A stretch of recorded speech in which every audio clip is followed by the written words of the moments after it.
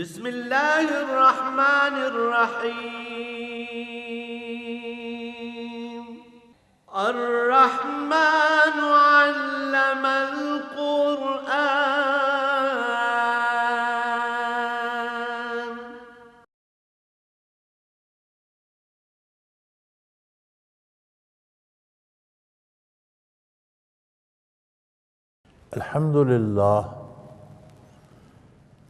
الحمد للہ رب العالمین والصلاة والسلام علی حبیبہ محمد وعلی آلہ وصحبہ اجمعین.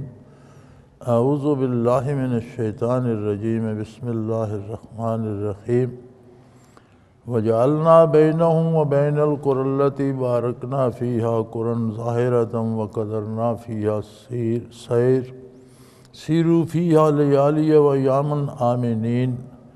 فقالوا ربنا باعد بین اسفارنا وظلموا انفسهم وجعلناهم احادیث ومزقناهم كل ممزق ان فی ذلک لآیات لکل صبار شکور. اللہم سبحانک لا علم لنا الا ما علمتنا انک انت العلیم الحکیم. رب اشرح لی صدری ویسر لی امری واحلل عقدۃ من لسانی یفقہوا قولی. رب زدنی علما. مولایا صلی وسلم دائما ابدا علی حبیبک خیر الخلق کلہم.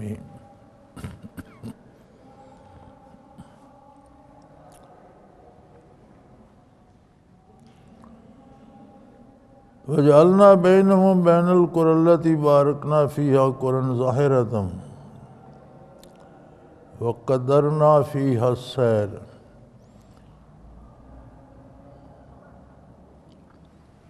یہ ایسی عجیب و غریب بستیاں تھیں اہل سبا کی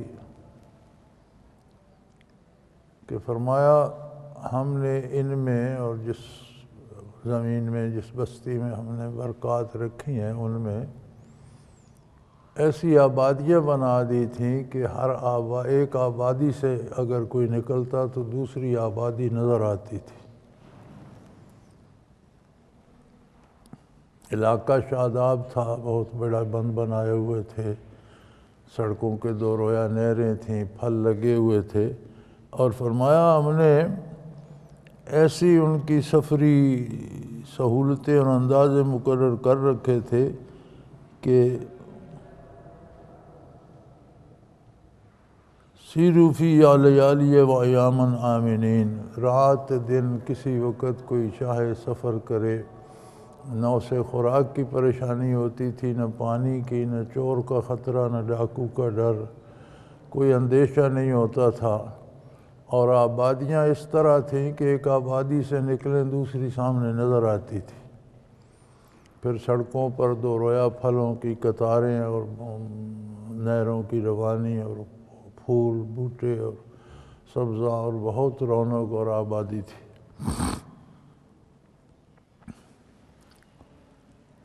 علماء فرماتے ہیں کہ ملکہ سبا جو والی یمن تھی، حضرت سلیمان علیہ السلام کے ہاتھ پر جس نے توبہ کی، اس کا دادا تھا، وہ یمن کا حکمران تھا، عبد شمس اس کا نام تھا، جس نے یہ آبادیاں بسائیں اور بند بنائے اور بڑے بڑے خوبصورت شہر بنائے اور قریب قریب بنائے اور ملک کو امن دیا اور خوشحالی دی. تو یہ وہ مشہور انسان ہے جس نے ایک دفعہ حملہ کر کے مکہ مکرمہ پر قبضہ کر لیا تھا اور اہل مکہ کو سب کو قیدی بنا لیا تھا. کچھ عرصہ بعد اسے ایک مرض شروع ہو گیا. اسے اندر سے بہت بدبودار پانی آتا تھا منہ میں ناک میں اور اس کی بدبو بیٹھنے نہیں دیتی تھی. تو بڑے فاضل طبیب بھی تھے اس کے ساتھ اور اس کے اپنے اہل علم بھی تھے بڑے علاج کیے طبیبوں نے لیکن اسے کوئی فرق نہیں پڑتا تھا۔ پھر علماء نے اسے مشورہ دیا کہ ہماری کتابوں میں موجود ہے کہ یہ شہر مکہ مکرمہ جو ہے یہاں اللہ کے آخری نبی اور رسول پیدا ہوں گے، اور یہاں سے ہجرت کر کے یثرب اس وقت نام تھا، جنگل تھا، آبادی نہیں تھی، جھاڑ جنکاڑ تھے، اور جو بھی وہاں ٹھہرتا بیمار ہو جاتا۔ وہ تکلیف دینے والی جگہ تھی، یثرب کا نام ہے ایسی جگہ جو تکلیف دینے والی ہے۔ تو انہوں نے اسے بتایا کہ وہ ہجرت کر کے جسے اب یثرب کہتے ہیں جہاں کوئی نہیں بستا، وہ وہاں جا بسیں گے اور دنیا پہ اسلام کا انقلاب آئے گا۔ تو آپ نے اس شہر کو فتح کر کے قبضہ کر لیا، ان شہریوں کو قیدی بنا لیا، تو یہ شاید اللہ کی طرف سے ناراضگی ہے جو آپ کو بیماری لگ گئی ہے، تو آپ انہیں آزاد کر دیں۔ چنانچہ اس نے تمام شہریوں کو بھی آزاد کر دیا، بلکہ اس نے کہا کہ 6 مہینے تک یہ میرے مہمان ہوں گے، سارے شہر کی ضیافت کا خرچہ بادشاہ دے گا، اور 6 مہینے تک ان کے سارے اخراجات جو ہیں وہ شاہی خزانے سے ادا کیے جائیں گے۔ سب کو آزاد بھی کر دیا۔ پھر اس نے اپنے علماء کا ایک طبقہ منتخب کیا کہ ابھی سے جا کر اس یثرب کو جگہ صاف کر کے جھاڑ جھاڑ ہٹا کر وہاں آبادی بنائیں۔ اس وقت وہ غائبانہ حضور پر ایمان بھی لے آیا، اور اس نے ایک چٹھی لکھ کر جو بڑا عالم تھا اسے دی کہ جب حضور مبعوث ہوں اور ہجرت کر کے مدینہ منورہ آئیں تو میری یہ چٹھی آپ کی خدمت میں پیش کیجیے گا۔ تو اس میں اس نے یہ لکھا کہ اگر اللہ نے مجھے اتنی مہلت دی کہ آپ مبعوث ہوں اور میں زندہ ہوں تو میں آپ کی خدمت کروں گا، آپ کے ساتھ مل کر پورا تعاون کروں گا اور آپ کی خدمت کروں گا۔ اس میں جو اس نے اشعار لکھے تھے، ایک شعر مجھے یاد رہ گیا ہے، وَلَوْ مُدَّ عُمْرِي إِلَىٰ عُمْرِهِ، اگر ان کی وقت آنے کے وقت تک میری عمر اللہ نے مجھے زندگی بخشی، لَكُنْتُ وَزِيرًا لَهُ وَابْنُ عَمِي، تو میں چھوٹے بھائی کی طرح اور ایک نائب کی طرح ان کا خادم ہوں گا اور ان کی خدمت کروں گا۔ تو مدینہ منورہ کی آبادی بھی اس بادشاہ نے شروع کی تھی۔ اسے یثرب بھی کہتے رہے جب تک حضور ہجرت کر کے تشریف نہیں لائے۔ جب حضور آئے تو اس کا نام مدینہ النبی، نبی علیہ السلام کا شہر پڑ گیا۔ اب اسے یثرب کہنا جائز نہیں ہے۔ آج کل جو ہمارے شعراء یا ہمارے نعت خوان یثرب پڑھتے ہیں نا، یہ کسی نعت میں ہے یثرب کے والی، تو یہ منع ہے، یہ جائز نہیں ہے اسے۔ اب یثرب، اب وہ دار الشفا ہے، دار التکلیف نہیں ہے۔ تو یثرب تکلیف دینے والی جگہ کو کہتے ہیں، مدینہ منورہ کو یثرب کہنا اب جائز نہیں ہے۔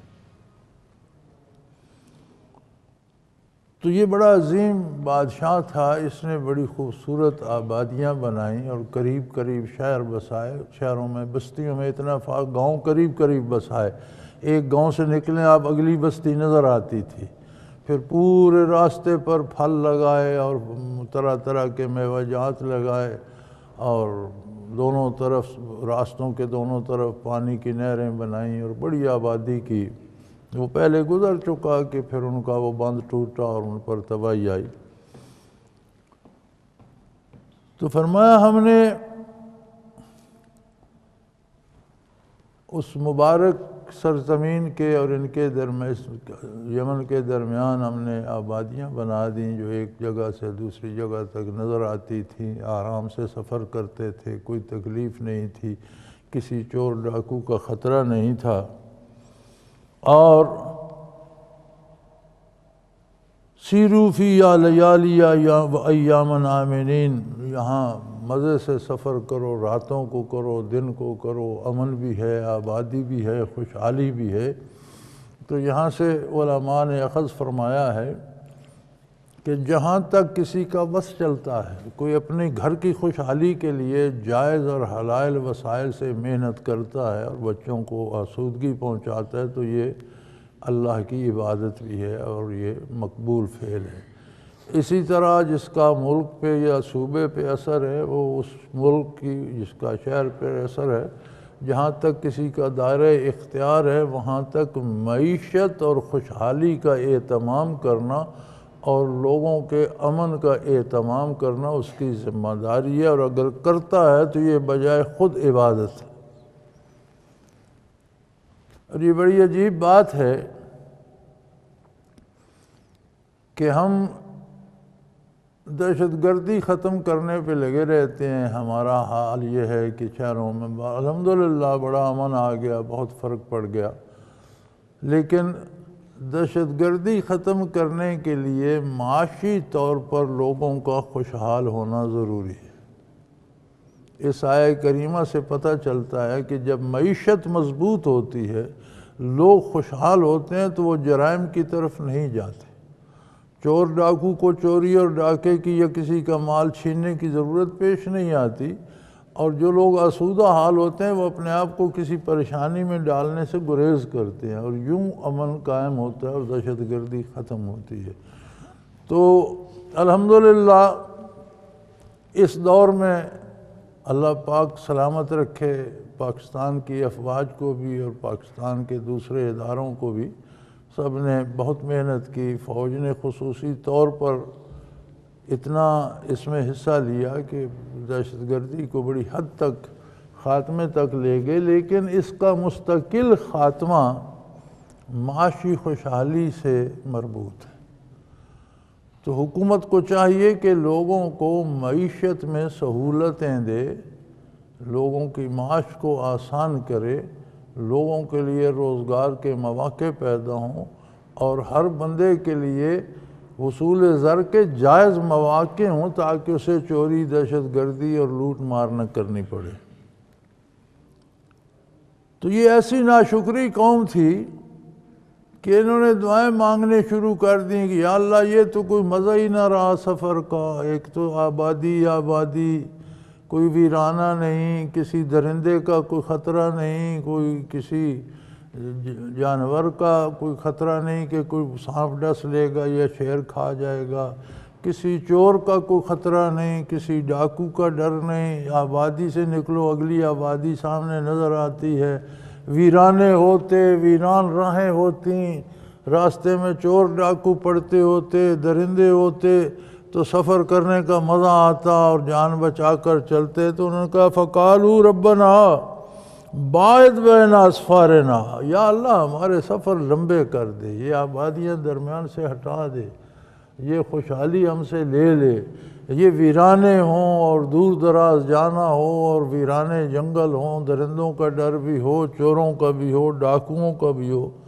اللہ کریم فرماتے ہیں وَظَلَمُوا أَنفُسَهُمْ، انہوں نے اپنے آپ پر بہت زیادتی کی، ظلم کیا اپنے آپ پر۔ یعنی اللہ کریم سہولتیں دے، جائز وسائل سے دے تو انہیں جائز طریقے سے استعمال کرنا اور اللہ کا شکر بجا لانا چاہیے۔ نہ یہ کہ اگر سہولتیں ہوں تو اور بغاوت پہ اتر آئے اور دوسروں کے لیے جینا محال کر دے، یا پھر اللہ کی ناشکری کرنے لگے، اور یہی نافرمانی ناشکری ہوتی ہے۔ تو اللہ کریم اگر زندگی میں آسانیاں دیں، سہولتیں دیں، آبرو سے رہنا جینا دیں، آرام سے رہنے کے توفیق عطا فرمائے، تو اللہ کریم کا شکر ادا کرنا چاہیے اور مزید اطاعت پہ سرگرم ہونا چاہیے۔ تو انہوں نے الٹ کیا، انہوں نے کہا یا اللہ یہ کیا کوئی زندگی کا مزہ ہے، سموتھ سی زندگی ہے، آرام سے گزر رہی ہے، نہ کھانے کی فکر ہے، نہ لباس کی، روزگار عام ہے، پیسہ ٹکا ہے، پھل فروٹ اور آمدنی بڑی ہے، بستیاں قریب قریب ہیں، نہ چور کا ڈر، نہ ڈاکو کا خطرہ، نہ درندے کا خوف، ویرانہ راستے میں ہے، یہ کون سے سفر ہیں یا اللہ؟ یہ کوئی ہمیں ویرانے بنا دے اور کہیں چوروں کا ڈر ہو، کہیں ڈاکوؤں کا۔ اللہ کریم فرماتے ہیں وَظَلَمُوا أَنفُسَهُمْ، انہوں نے بجائے شکر کرنے کے لیے ناشکری کی اور گستاخی کی۔ اس گستاخی کا نتیجہ یہ ہوا، فرمایا فجعلناہم احادیث ومزقناہم کل ممزق، ہم نے انہیں اس طرح نابود کیا کہ وہ افسانوں میں رہ گئے، ان کی داستانیں بھی نہ رہیں، افسانے بن گئے۔ داستان سچی تاریخ کو کہتے ہیں، واقعات کو کہتے ہیں، افسانہ کہتے ہیں جس میں بہت سی رنگ آمیزی بھی ہو جائے، یعنی حقائق نابود ہو جائیں اور اس پہ مختلف لوگ مختلف رنگ ملا کر اسے افسانوی رنگ دے دیں۔ تو فرمایا جب وہ طوفان آیا اور بند ٹوٹا، آبادیاں بہہ گئیں، باغات اجڑ گئے، راستے برباد ہو گئے، وہ جگہ رہنے کے قابل نہ رہی، اکثریت سیلابوں میں بہہ کر ہلاک ہو گئی، تو جو بچے کھچے وہ کہیں چلا گیا، کوئی کہیں مختلف جزیرہ نما عرب کے مختلف گوشوں میں جا کر آباد ہوئے اور دور دور پھیل گئے، تو کوئی ان کی تاریخ بھی مرتب نہ ہو سکی بلکہ افسانے بن گئے۔ فجعلناہم احادیث، ہم نے انہیں افسانے بنا دیا، ومزقناہم کل ممزق، اور انہیں تباہ و برباد کر دیا، کو زیادہ ہلاک ہو گئے، مر گئے، جو بچ گئے وہ بکھر گئے۔ ان فی ذلک لآیات کل صبار شکور، ان کی اس داستان میں ہر اس بندے کے لیے جو صبر کرنے والا اور شکر کرنے والا ہے درس عبرت ہے۔ صبر اور شکر یہ دو ایسی چیزیں ہیں جو ایک دوسرے سے وابستہ ہوتی ہیں۔ جسے صبر نصیب ہوتا ہے اسے شکر بھی نصیب ہوتا ہے۔ صبر کیا ہے؟ اپنے آپ کو اللہ کی نافرمانی سے روک لینا، اسے صبر کہتے ہیں۔ صبر کا معنی ہے خود کو اللہ کریم کی نافرمانی سے روک لینا۔ نافرمانی سے رک جائے گا تو اطاعت کرے گا، تو اطاعت ہی شکر کہلاتی۔ تو جہاں صبر ہے وہاں شکر بھی ہے۔ تو فرمایا جو لوگ صبر اور شکر یعنی اللہ کی دی ہوئی نعمتوں پر اس کی اطاعت کرتے ہیں، اس کا شکر بجا لاتے ہیں، ان کے لیے اس میں بڑا درس عبرت ہے کہ صبر نہیں کرتے، شکر نہیں بجا لاتے، ان کا انجام کیا ہوتا ہے۔ وَلَقَدْ صَدَقَ عَلَيْهِمْ إِبْلِيسُ ظَنَّهُ فَاتَّبَعُوهُ إِلَّا فَرِيقًا مِّنَ الْمُؤْمِنِينَ۔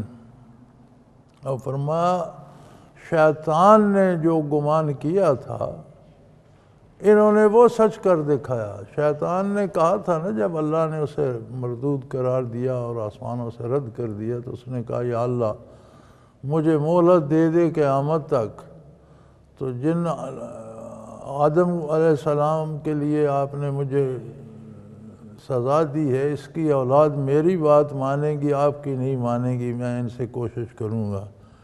اللہ کریم فرماتے ہیں یہ جو ناشکرے لوگ ہیں اور بے صبرے جو نافرمان ہیں اور اللہ کا شکر نہیں کرتے، انہوں نے تو ابلیس کی اس گمان کو سچا کر دکھایا۔ لَقَدْ صَدَقَ عَلَيْهِمْ إِبْلِيسُ ظَنَّهُ، ابلیس کا جو گمان تھا اس قوم نے بھی، قوم سبا نے بھی، اور جو نافرمان اور ناشکر ہیں یہ لوگ تو ابلیس کے اس گمان کو سچا کر رہے ہیں۔ فَاتَّبَعُوهُ، اور یہ لوگ تو اس کی اتباع میں لگ گئے۔ کیسے عجیب لوگ ہیں کہ اللہ کریم جس نے پیدا فرمایا، جو زندگی عطا کر رہا ہے، ہر لمحے ہر آن بے پناہ نعمتیں عطا کر رہا ہے جن کا ہمیں پتہ بھی نہیں، ادراک بھی نہیں، ہم سمجھ بھی نہیں سکتے۔ اس کی اطاعت چھوڑ کر شیطان کے پیچھے لگ گئے، جو ازلی دشمن ہے، آدم علیہ السلام سے لے کر آج تک اور قیامت تک اولاد آدم سے دشمنی ہے اس کی۔ سوائے اللہ فریقم من المؤمنین، سوائے ان چھوڑے لوگوں کے، ایک جماعت کے، ایک طبقے کے جو پکا ایمان رکھتے ہیں۔ یعنی مومن وہ ہے جو اللہ کی اطاعت کرے اور شیطان کی بات نہ مانے۔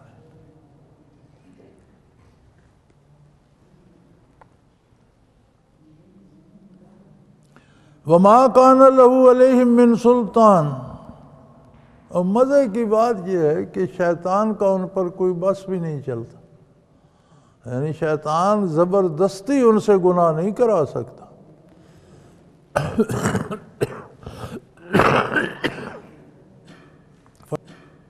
بات ہے کتنے بدبخت لوگ ہیں کہ شیطان ان سے زبردستی تو کچھ نہیں کروا سکتا، تو ان کے اپنے اندر وہ جذبہ شکر نہیں ہے، وہ صبر نہیں ہے، اللہ کی اطاعت پہ رکنے کی ہمت نہیں ہے، خود نافرمانی کرتے ہیں، شیطان کی بات مانتے ہیں۔ اگر نہ مانے تو اللہ فرماتے ہیں شیطان کو ہم نے یہ اختیار نہیں دیا کہ کسی سے زبردستی کرا لے۔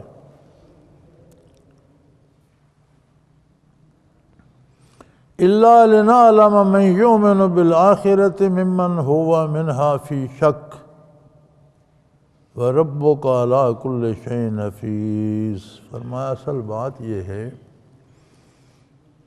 کہ جس بندے کو آخرت کا یقین ہو، ایمان ہو، یومن ہو، اس کی تو ہم حفاظت فرما لیتے ہیں، اس کا تو کچھ نہیں بگڑتا۔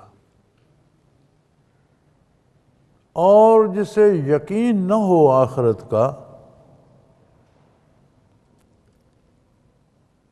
اور شبہ میں پڑا رہے، پتہ نہیں کیا ہوگا، ہے بھی کہ نہیں، جو ہمارے ہاں پنجابی میں کہتے ہیں یہ جہان مٹھا اگلا کہیں ڈٹھا، کس نے دیکھا ہے کیا ہوگا کیا نہیں۔ فرمایا ایسے لوگوں کو حفاظت الہیہ نصیب نہیں ہوتی، یہ پھر شیطان کے پیچھے چلے جاتے ہیں۔ إِلَّا لِنَعْلَمَ مَن يُؤْمِنُ بِاللَّهِ، حتیٰ کہ جسے ہم جانتے ہیں کہ اسے آخرت پہ یقین ہے، بندے کو یہ یقین ہو کہ قبر میں مجھ سے پوچھا جائے گا، قیامت قائم ہوگی، اللہ کے روبرو جواب دہی ہوگی، تو بھلے گناہ گار ہو لیکن توبہ کا دروازہ کھلا ہے، وہ رجوع اللہ کرتا ہے، توبہ کرتا ہے، آئندہ کے لیے گناہ سے باز آ جاتا ہے۔ اللہ کریم ہے، وہ معاف فرمانے والے ہوتے ہیں۔ حضور کا ارشاد گرامی ہے، التائب من الذنب کمن لا ذنب له، او کما قال رسول اللہ صلی اللہ علیہ وآلہ آلہ وسلم۔ آپ نے فرمایا کہ جو خلوص دل سے توبہ کرتا ہے گویا وہ اس نے کبھی کوئی گناہ کیا ہی نہیں، اس طرح اللہ کریم اس کے گناہ معاف فرما دیتے ہیں جیسے اس نے کبھی زندگی میں کوئی گناہ نہ کیا ہو۔ لیکن یہ سب تب ہوتا ہے جب آخرت پہ یقین ہو، اور اگر آخرت پہ یقین نہ ہو اور شبہ میں رہے، ہاں جی کہتے ہیں مولوی کہتے ہیں ایسا ہوگا، مولوی کہتے ہیں قبر میں سوال جواب ہوں گے، سنا ہے قیامت قائم ہوگی، دیکھا جائے گا جب ہوگی، تو ابھی تو کوئی پتہ نہیں کون دیکھ کر آیا۔ فرمایا اس طرح کے لوگ شیطان کا شکار ہو جاتے ہیں، ورنہ ربک علی کل شیء حفیظ، ورنہ تیرا پروردگار ہر حال میں حفاظت فرماتا۔ ہم نہیں جانتے، آج کی سائنس نے بڑے راز کھولے ہیں۔ آج کا سائنسدان کہتا ہے جی ہر بندے کے جسم میں 10 کھرب سیل ہیں۔ دنیا کی آبادی، انسانی آبادی کم و بیش 6 ارب ہے، 100 ارب سے 1 کھرب بنتا ہے۔ دنیا کی آبادی 6 ارب ہے اور 100 ارب ہو تو 1 کھرب بنتا ہے۔ ایک انسان کے وجود کے اندر جو آبادی ہے وہ 10 کھرب ہے، اور ہر سیل نیا پیدا ہوتا ہے، پرانا مر جاتا ہے، کوئی سیل 6 مہینے سے زیادہ نہیں رہتا، یعنی 10 کھرب موتیں 6 مہینے میں اس وجود کے اندر ہو جاتی ہیں، 10 کھرب پیدائشیں بھی ہو جاتی ہیں۔ سائنسدان کہتے ہیں ہر اس سیل میں اس بندے کی پیدا ہو کر مرنے تک کی ساری داستان رقم ہوتی ہے۔ اگر وہ پڑھا جا سکے تو یہاں تک پڑھا جا سکتا ہے کہ عمر کے فلاں دن فلاں وقت اتنے لمحے پر اس کا ایک بال فلاں بال سفید ہوگا، 2 ہوں گے، 10 ہوں گے، نظر میں یہ فرق آئے گا، صحت میں یہ ہوگا، دانت گرے گا، پوری لائف ہسٹری۔ بلکہ میں اگلے دن دیکھ رہا تھا، سائنسدان کہتے ہیں کہ ایک سیل میں جو انسانی پوری زندگی کے بارے درج ہے، اگر یہ کتاب لکھی جائے تو 70 فٹ اونچی کتاب بنے گی۔ ایک سیل میں اتنی معلومات بھر دی ہیں۔ وہ سیل 6 مہینے سے زیادہ نہیں رہتا، اس کی جگہ نیا آ جائے، وہ نیا پھر وہ ساری معلومات لے آتا۔ اب جس کی زندگی کا سارا نصاب ان سیلوں میں بھی درج ہے، ظاہر ہے زندگی نے تو اسی نشیب و فراز سے گزرنا ہے، تو پھر بتوں سے امیدیں اور شیطان سے امیدیں اور اللہ کے سوا دوسروں سے امیدیں لگانے کا حاصل کیا ہے؟ کیا کوئی ان سیلوں میں لکھے کو تبدیل کر سکتا ہے؟ کیا کوئی جادوگر، کوئی عامل، کوئی سادھو، کوئی فقیر اسے بدل سکتا ہے، نئے سیل بنا سکتا ہے؟ وہ ایک واحد اللہ شریک ہے جس کے قبضے قدرت میں سب کچھ ہے، تو پھر اس کی اطاعت کیوں نہ کی جائے؟ کیوں نہ اسی کے آسرے زندگی گزاری جائے، اسی کے در پہ موت آئے، اسی کے در پہ حشر ہو۔ تو فرمایا جنہیں آخرت پہ اور اللہ کی عظمت پہ یقین ہوتا ہے، اللہ ان کی حفاظت بھی فرماتا ہے، وہ ہر چیز پہ حفاظت کرنے پہ قادر ہے۔ تیرے جسم میں ایک سیل کی حفاظت کر رہا ہے، ہر سیل اپنے وقت پہ پیدا ہوتا ہے، ہر مرنے والا سیل اپنے وقت پہ مرتا ہے، ہر سیل اپنی ذمہ داری پوری کرتا ہے، یہ ساری اس سے وہ اللہ کریم کرا رہا ہے۔ تو جو ایک سیل کی حفاظت کر رہا ہے، تجھے اس پہ اعتماد نہیں ہے؟ اللہ ہر چیز پہ نگہبان ہے۔ اور اگر تمہیں اس پہ یقین نہیں آتا تو فرمایا قُلِ ادْعُوا الَّذِينَ زَعَمْتُم مِّن دُونِ اللَّهِ، جنہیں اللہ کے علاوہ کسی پر تمہیں بھروسے بلا لو، اگر وہ کچھ کر سکتا ہے تو بلاؤ۔ کون ہے جو اس میں دخل دے گا نظام حیات میں؟ یہ تو ایک انسانی وجود کے اندر کی بات ہے، اس پوری زمین کے اندر کیا کچھ ہے، ایک درخت، ایک پتے کے اندر کیا کچھ ہے، ایک جڑی بوٹی گھاس کے ایک تنکے کے اندر، ایک جانور کے اندر کیا، اس کائنات بسیط میں ستاروں، سیاروں، سورج، چاند، ان میں کیا کچھ ہے، آسمانوں میں کیا کچھ ہے، ایک ذرے کی حفاظت وہ فرما رہا ہے۔ تو تم اللہ کو چھوڑ کر جب دوسروں پہ اعتماد کرتے ہو اور ان کی اطاعت کرتے ہو، جو تمہیں گمان ہے کہ یہ ہماری مدد کریں گے، فرمایا لا یملکون مثقال ذرۃ فی السماوات والارض، اللہ کے علاوہ کسی کو آسمانوں یا زمینوں کے کسی ایک ذرے میں بھی اس کی ملکیت کا دخل نہیں ہے، سب اللہ کا ہے۔ کوئی تمہارا وہ معبود باطل جو اللہ کو چھوڑ کر تم اختیار کرتے ہو، وہ کیا کسی ایک ذرے کو بنانے پہ بھی قادر ہے؟ یا آسمانوں اور زمینوں میں اس کی کوئی شراکت ہے، کوئی حصہ داری ہے؟ لا یملکون مثقال ذرہ، ذرہ اس چھوٹے ٹکڑے کو کہتے ہیں جو پھر 2 حصے نہ کیا جا سکے، یعنی اتنا چھوٹا ہو جائے کہ پھر اسے توڑا نہ جا سکے، اسے ذرہ کہتے ہیں۔ فرمایا ذرہ برابر بھی کسی کی ملکیت نہ آسمانوں میں ہے نہ سب اللہ کا ہے۔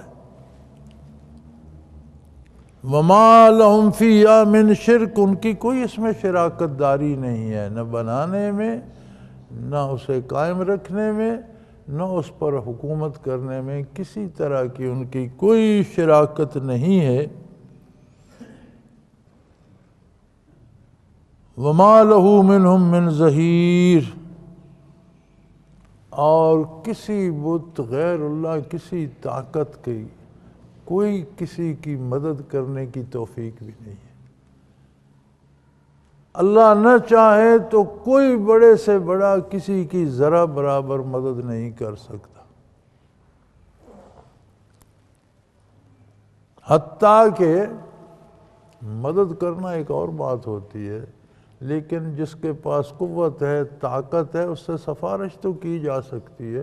فرمایا یہ تو سفارش بھی نہیں کر سکتے، خود تو کچھ کر ہی نہیں سکتے، کسی کی سفارش بھی نہیں کر سکتے۔ وَلَا تَنْفَعُ الشَّفَاعَةُ عِنْدَهُ إِلَّا لِمَنْ أَذِنَ لَهُ، اس کی بارگاہ میں سفارش اور شفاعت بھی وہ کرتے ہیں جنہیں اللہ نے اجازت دی ہے، جن کا یہ منصب ہے، اس کے انبیاء، اس کے رسول، اس کے چاہنے والے، اس کے پرہیزگار بندے، اس کے نیک فرشتے، جنہیں اس نے اجازت دی ہے کہ وہ سفارش کر سکتے ہیں۔ سفارش بھی وہ کر سکتے ہیں، معبودان باطلہ تو سفارش بھی نہیں کر سکتے۔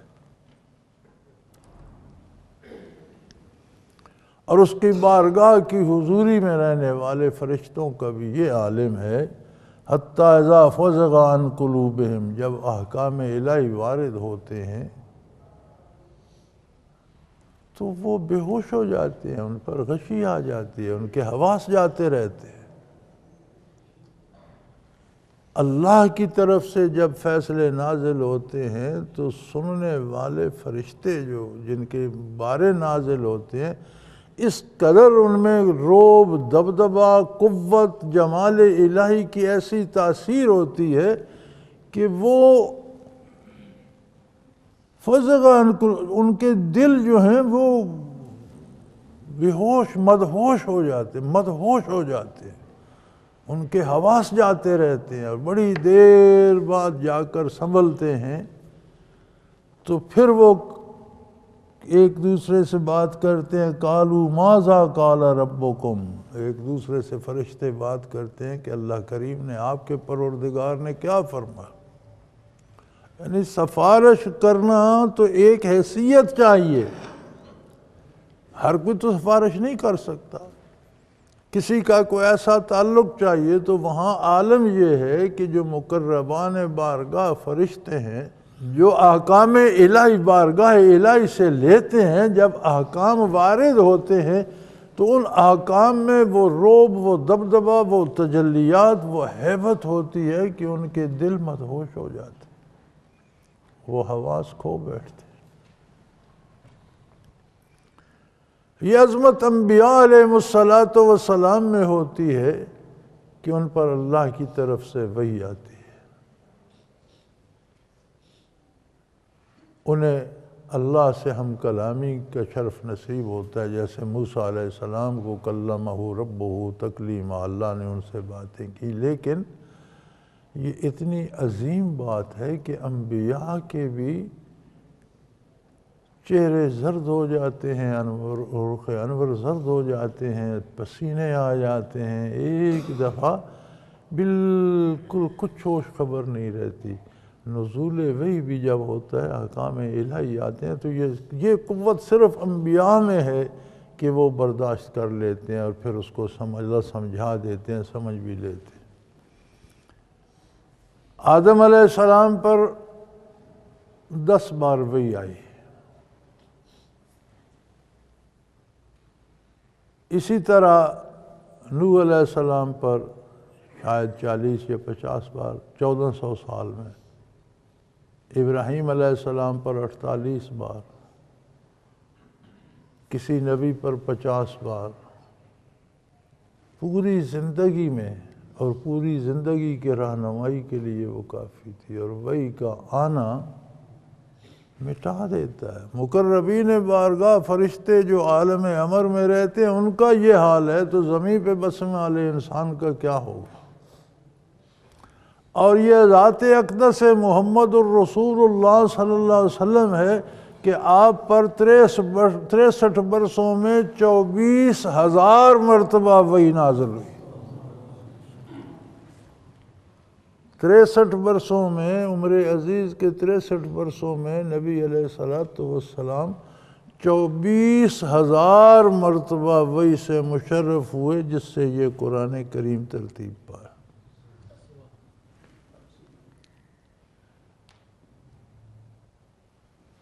تو فرمایا جو مخلوق اللہ کا کلام سننے کی تاب نہیں رکھتی وہ اس کی اجازت کے بغیر وہاں سفارش کیا کرے گی؟ مخلوق اتنی عاجز ہے کہ براہ راست کلام الہی سن نہیں سکتی.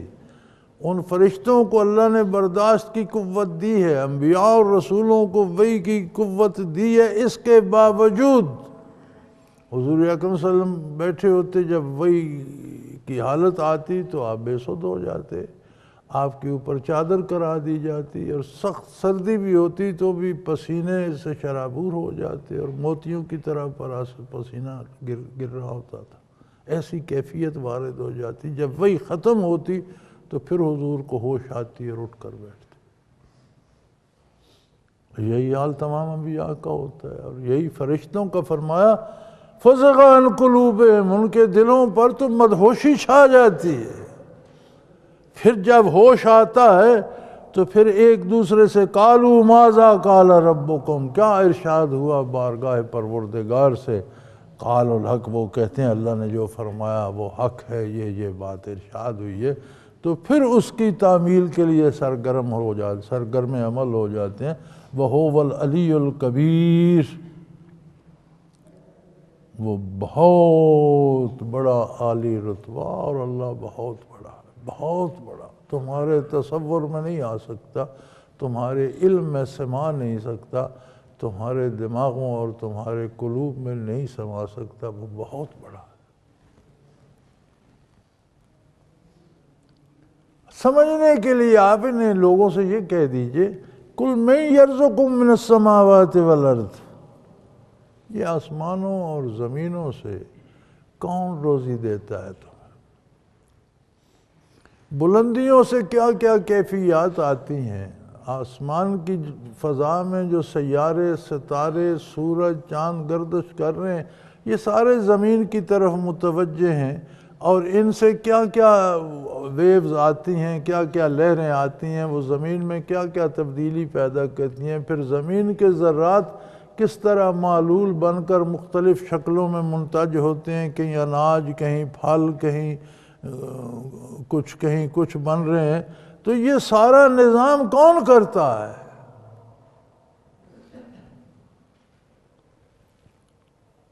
قُلِ اللَّهُ، فرما دیجئے سب اللہ وحدہ لا شریک کرتا ہے. یہ کسی کے بس کا روگ نہیں ہے.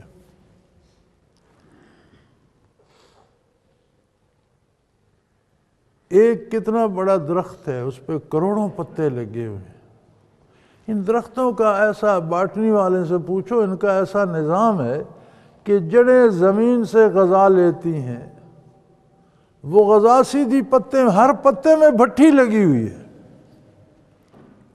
ہر پتے میں، ہر درخت کے ہر پتے میں بھٹی ہے. جڑ سے غذا اس بھٹی میں جاتی ہے، وہاں پک کے تیار ہوتی ہے، وہاں سے تقسیم ہوتی ہے کہ یہ تنے کو جائے گی، اس سے تنا بنے گا، یہ شاخوں کو جائے گی، یہ اس سے پھول بنے گا، اس سے پتے بنیں گے، اور اس سے پھل آئے گا. یہ ایک پورا کارخانہ ہے ہر درخت کے اندر، ہر پودے کے اندر، وہ چھوٹا ہے یا بڑا ہے. کون چلا رہا ہے اس کو؟ اور میرے حبیب فرما دیجئے قُلِ اللَّهُ، صرف اللہ چلا رہا ہے. اب رہی بات ہماری اور تمہاری، ہم اللہ کی بات کرتے ہیں، اس کی اطاعت کی بات کرتے ہیں، تم بتوں کی بات کرتے ہو، یہ کہتے ہو یہ چلو خود کچھ نہیں کر سکتے تو اللہ کے ہاں سفارش بھی کر دیں گے. اللہ فرماتے ہیں کہ وہ ایسا سفارشی میری بارگاہ میں باریاب نہیں. تو اس میں کوئی مرنے مارنے کی بات نہیں، جھگڑنے کی بات نہیں، گولی چلانے کی بات نہیں، تلوار اٹھانے کی بات نہیں ہے. ہمیں انتظار کرنا چاہیے. وَإِنَّا وَإِيَّاكُمْ لَعَلَىٰ هُدًى أَوْ فِي ضَلَالٍ مُّبِينٍ، ہم اور تم دونوں میں سے یا ہم ہدایت پر ہیں، سچائی پر ہیں، یا گمراہی پر ہیں. ہم اللہ کی توحید کو کے قائل ہیں، ہم اس کی عبادت کرتے ہیں، اس کی اطاعت کرتے ہیں. تم کہتے ہو نہیں ہمارے یہ بت بھی کچھ کریں گے، اور یہ اللہ تو ہم بھی اسی کو مانتے ہیں، یہ وہ ہمارے سفارشی ہوں گے. تمہاری اس فلسفے کو اللہ قبول نہیں فرماتا. تو دونوں، تم شرک کرتے ہو، ہم توحید کے قائل ہیں، تو دونوں سچے نہیں ہو سکتے، یا ہم سچے ہیں یا تو، اگر تم سچے ہو تو پھر ہم نہیں ہیں، ہم سچے ہیں تو تم نہیں ہو۔ اب اس کا فیصلہ اس کی بارگاہ میں ہوگا، یہاں ڈنڈا سوٹا کرنے کی ضرورت نہیں، یہاں لڑائی کی ضرورت نہیں ہے۔ اور آپ دیکھ لیجئے اسلام میں رسالت مآب صلی اللہ علیہ وآلہ وسلم کی حیات مبارکہ میں جتنے غزوات و سرایا ہوئے وہ دفاعی جنگیں ہیں۔ اہل مکہ نے چندہ کر کے قافلہ بھیجا، تجارت سے بہت سا مال کما کے اس سے لو لشکر بنا کر مسلمانوں کو ملیا میٹ کر دیں گے، مدینہ منورہ کو تاراج کر دیں گے۔ اس قافلے کو روکنے کے لیے مسلمان بڑے، اہل مکہ بھی آگے، غزوہ بدر بپا ہوا۔ احد میں اہل مکہ حملہ آور ہوئے، غزوہ احد بپا ہوا، دفاعی جنگ لڑی گئی۔ خندق میں جزیرہ نما عرب کے مشرکین سارے حملہ آور ہوئے، دفاعی جنگ لڑی گئی۔ اور اس سے لے کر خلفائے راشدین کی جنگوں تک اور کیسر اور کسریٰ کی سلطنتیں جانے تک مسلمان دفاعی جنگیں لڑتے۔ جس طاقت نے اسلامی ریاست پر حملہ کرنا چاہا اس کے ساتھ جنگ ہوئی، یعنی اپنے اوپر جنگ مسلط کرنے کی بجائے مسلمانوں نے دفاعی جنگیں لڑی۔ کسی سے اس غرض سے جنگ نہیں کی گئی کہ تم کلمہ کیوں نہیں پڑھتے ہو، تم مسلمان کیوں نہیں ہو، بلکہ ریاست اسلامی میں جو لوگ رہتے تھے اور کلمہ گو نہیں تھے ان کے سارے انسانی حقوق بحال تھے، ان کو حفاظت بھی دی جاتی تھی، جان مال آبرو کا تحفظ دیا جاتا تھا، روزگار کے مواقع دیے جاتے تھے، بچوں کی تعلیم، علاج، معالجے کا سارا حکومت کرتی تھی۔ اگر محض کافر سمجھ کر لڑنا ہوتا تو پھر مسلمان ملکوں میں کوئی کافر نہ رہ سکتا، یا کلمہ پڑھتا یا قتل ہو جاتا۔ تو مسلمان ملکوں میں تو اسلام دفاعی جنگیں لڑتے۔ اگر کوئی آپ کا گھر چھیننا چاہے تو آپ اس کی حفاظت کے لیے آپ کو لڑنا پڑتا ہے۔ اسلام نے اس بات پہ جنگ نہیں کی، یہ جو آج تماشا بن گیا، بندوق لے لی اور اس کا عقیدہ ٹھیک نہیں، اسے گولی مار دو، اس کا کوئی جواز نہیں۔ اسے حق حاصل ہے، جو عقیدہ وہ رکھنا چاہے وہ رکھے، قبر میں جائے گا، اللہ کے روبرو پیش ہوگا، وہاں فیصلہ ہو جائے گا۔ ملک کے امن عامہ میں خلل اگر ڈالتا ہے تو حکومت کی ذمہ داری ہے کہ اس کا علاج کرے۔ ماں و شماع کو تو بندوق لینے کی ضرورت نہیں ہے۔ تو فرمایا ان سے فرما دیجئے اِنَّا وَإِيَّاكُمْ لَعَلَىٰ هُدًى أَوْ فِي ضَلَالٍ مُبِينٍ، ہم دونوں میں سے دونوں سچے نہیں ہیں۔ تم شرک کرتے ہو، ہم توحید کے ماننے والے، اب دونوں سچے نہیں ہو سکتے۔ ہم سچے ہیں تو تم غلط کر رہے ہو، تم سچے ہو تو ہم غلط کر رہے ہیں۔ اب اس کا فیصلہ میدان حشر میں ہوگا، اللہ کریم کریں گے۔ یہاں کوئی بندوق لے کر فیصلہ نہیں کر سکتا کہ اسے گولی مار دو، اسے چھوڑ دو، نہیں، یہ جائز نہیں ہے۔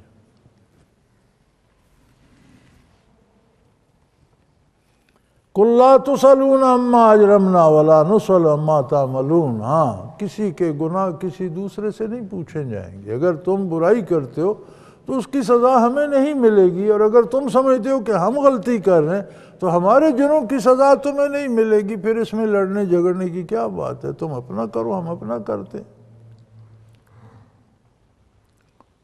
قُلْ يَجْمَعُ بَيْنَنَا رَبُّنَا ثُمَّ يَفْتَحُ بَيْنَنَا بِالْحَقِّ، انہیں فرما دیجئے، انہیں اطلاع دے دیجئے، بتا دیجئے کہ ہمیں اور تمہیں سب کو اللہ ایک جگہ جمع کریں گے۔ یجمع بیننا ربنا، یہ اس کی ربوبیت کا تقاضا ہے، ہر کام کا نتیجہ ہوتا ہے۔ انسانی زندگی کو، انسان کو پیدا کیا، اسے مکلف بنایا، اب وہ دنیا سے رخصت ہوا تو اس نے دنیا میں کیا کھویا کیا پایا، اس کا بھی نتیجہ ہونا چاہیے۔ فرمایا میدان حشر سجے گا، اللہ کریم ہمیں بھی وہاں بلا لیں گے، تم سب کو بھی وہاں جمع کر لیں گے۔ ثم یفتح بیننا بالحق، پھر ہمارے اور تمہارے درمیان حق سے، انصاف سے فیصلہ ہو جائے گا۔ پھر پتہ چل جائے گا کس نے کیا کمایا، کس نے کیا کھویا۔ وَهُوَ الْفَتَّاحُ الْعَلِيمُ، اور وہ ذرا ذرا چیز سے واقف ہے اور وہی فیصلہ کرنے والا ہے۔ فیصلہ وہی کر سکتا ہے جو حقائق جانتا ہو، اور اس کی ذات واحد لا شریک ہے جو ہر ایک کی ہر حقیقت سے واقف ہے، لہذا وہ فیصلہ فرما دے گا۔ آج بھی اگر کوئی سمجھتا ہے کہ میں حق پر ہوں اور یہ دوسرے لوگ غلط ہیں، تو اسے حق پر قائم رہنے کا حق ہے۔ دوسروں کو غلط رہنے کا حق اللہ نے دیا ہے، وہ فیصلہ اللہ کرے گا نا، اس نے حق دیا ہے۔ دو حق ہر بندے کو اللہ نے دیے ہیں، ایک زندہ رہنے کا، جو زندگی دے نہیں سکتا وہ زندگی لینے کا مجاز بھی نہیں۔ اللہ کے حکم سے، عدالت کے فیصلے سے، اللہ کے قانون کے مطابق جو سزائے موت دی جاتی ہے وہ تو من جانب اللہ ہے، جرائم کی سزا ہے۔ میں اور آپ کسی کو نہیں مار سکتے، وہ کتنا بھی مجرم۔ ہم کسی کو قتل کرتے ہوئے دیکھ لیں تو قاتل کو ہم سزائے موت نہیں دے سکتے، عدالت میں گواہی دے سکتے ہیں کہ اس نے قتل کیا۔ سزا عدالت دے گی، نظام دے گا۔ اگر ہم اسے قتل کر دیں، اس نے قتل کیا، ایسے قتل کر دو، تو پھر ہم قاتل ہو جائیں گے، پھر ہم پر مقدمہ چلے گا۔ تو یہ بندوق لے کر لوگوں سے بات منوانا، یہ اسلام میں اس کی قطعاً کوئی گنجائش نہیں ہے، اور نہ یہ اسلام ہے کہ آپ لوگوں پہ گولی چلا دیں، یہ کافر ہے، یہ بدکار ہے، یہ میری طرح اسلام۔ یہ کمال ہے، مساجد میں بم پھینک رہے، یار مساجد میں تو مسلمان ہی ہیں کم از کم۔ نہیں، یہ بھی مسلمان نہیں، کیونکہ یہ ہماری طرح نہیں، ہم اور طرح مانتے ہیں، یہ اور طرح مانتے ہیں، ان پہ بھی بم چلا دو۔ جو مساجد محفوظ نہیں ہے تو پھر اقلیتوں کے عبادت خانے کہاں محفوظ رہیں گے؟ تو فرمایا یہ حق اللہ کا ہے، وہ اچھے برے سب کو جمع فرمائے گا، ہر ایک کی ہر بات سے واقف ہے، وہ انصاف کا فیصلہ صادر فرمائے گا۔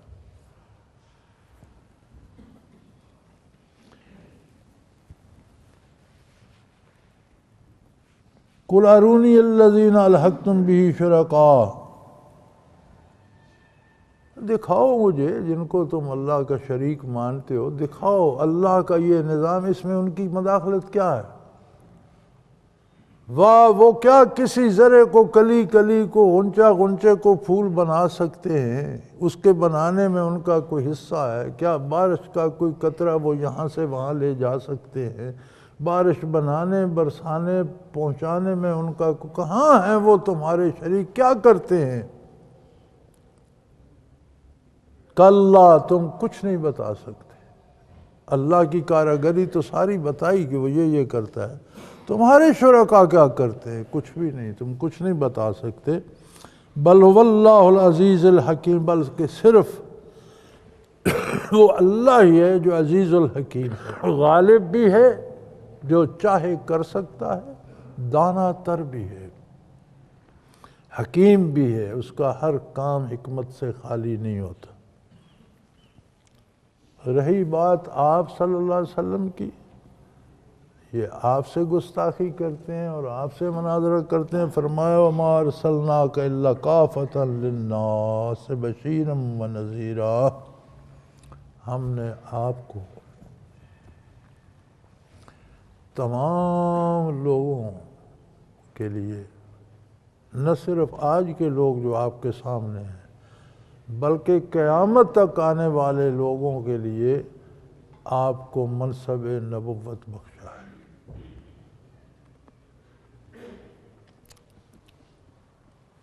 آپ ہی وہ ہستی ہیں جو نیکی کی تعلیم دیں گے اور نیکی پر اچھے انجام کی خوشخبری بھی دیں گے، اور آپ ہی وہ ہستی ہیں جو برائی سے روکیں گے اور اس کے برے انجام کا حال بھی بتائیں گے۔ آپ ہی بشیر بھی ہیں، آپ ہی نذیر بھی ہیں، کافۃ للناس، تمام نسل انسانی کے لیے تا قیامت۔ آج بھی نبوت آقا نامدار صلی اللہ علیہ وسلم کی قیامت تک آپ کی نبوت قائم رہے گی۔ جب آپ مبعوث ہوئے تو روئے زمین پر ہر بندہ مکلف تھا آپ پر ایمان لانے کا، اور قیامت تک ہر انسانی متنفس مکلف ہے حضور کی اطاعت آپ پر ایمان لانے کا۔ جو نہیں لائے گا وہ اللہ کے نزدیک اپنا بدلہ پا لے گا۔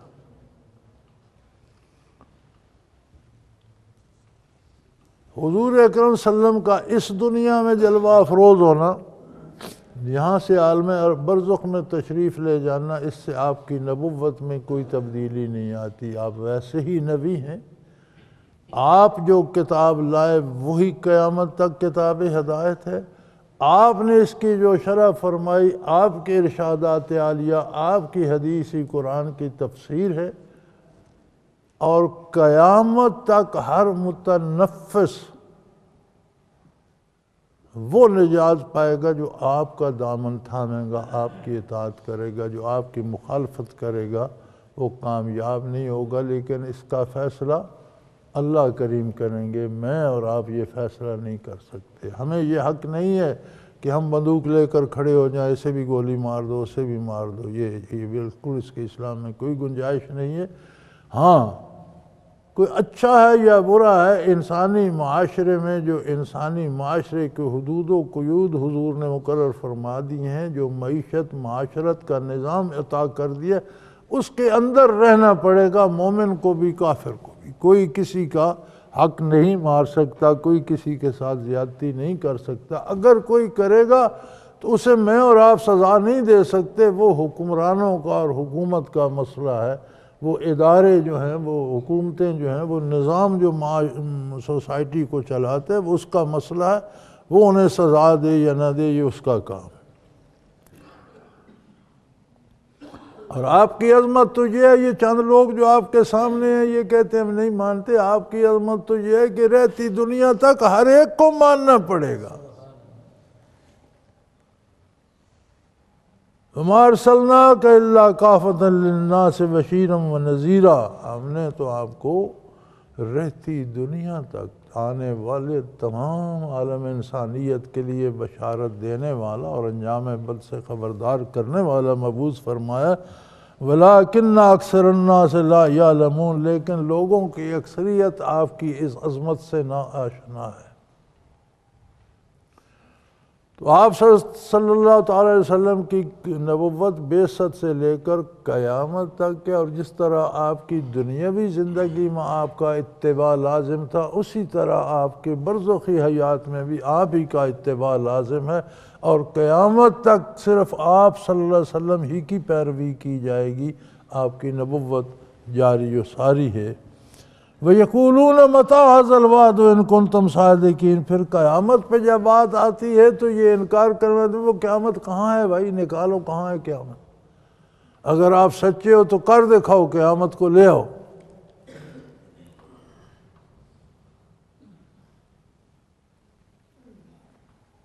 انہیں فرما دیجئے گھبراؤ نہیں،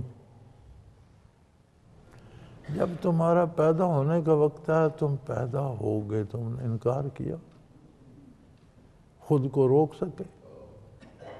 جب تمہارا موت کا وقت آتا ہے تو مر جاتے ہو، کیوں نہیں رک جاتے؟ زندگی میں تمہارے لیے بیماری بھیج دیتے ہیں تو کیوں پڑ رہتے ہو؟ کہو میں نہیں بیمار ہوتا۔ اسی طرح انہیں فرما دیجئے قُل لَكُم مِّعَادُ يَوْمٍ، تمہارے لیے وہ دن مقرر ہے۔ لا تستاخرون عنہ ساعة ولا تستقدمون، اور جس کے لیے جو دن مقرر ہے اس میں ایک لمحہ اسے نہ وہ آگے کر سکتا ہے نہ پیچھے کر سکتا ہے۔ تو اپنی زندگی کو دیکھ لو، تم قیامت پہ شبہ کرتے ہو، زندگی کے امور دیکھ لو۔ کیا تم نے بچپن کو روک لیا کہ میں لڑکا ہی رہوں گا، جوان نہیں ہوتا؟ جوانی آ گئی، بڑے خوش ہوئے۔ کیا جوانی کو روک لیا، بڑھاپے کو نہیں آنے دیا؟